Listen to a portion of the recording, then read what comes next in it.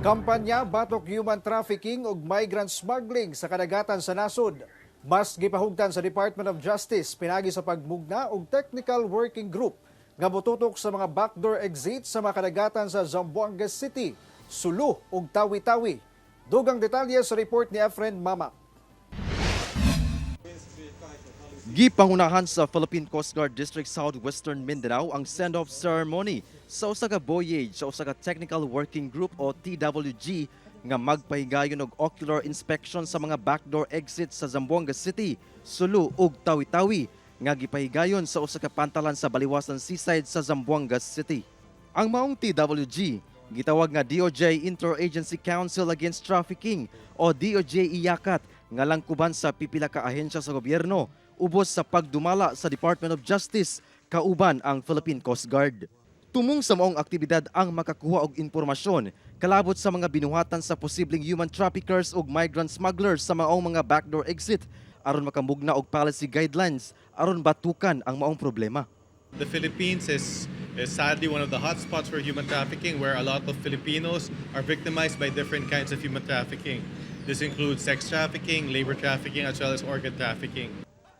Matud sa DOJ, gumikan sa hugot nga seguridad sa mga airport sa nasod, ang uban nangita og alternatibong ruta aron makapagawas og mga tawo nga posibleng mabiktima og human trafficking.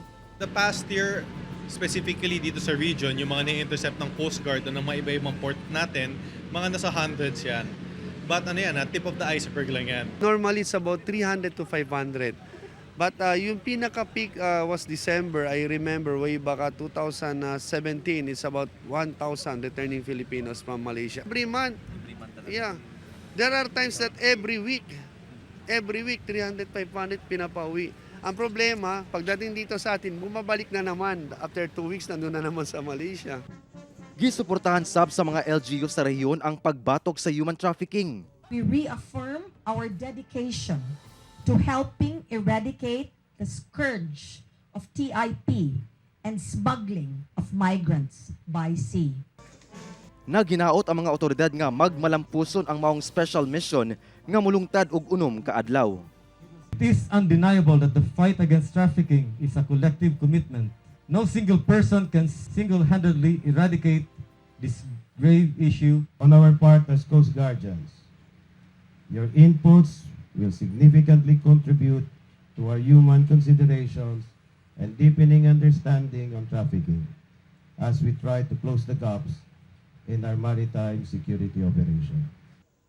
Kauban si Sim Romero sa kamera, ako si Efren Mamak para sa One Mindanao.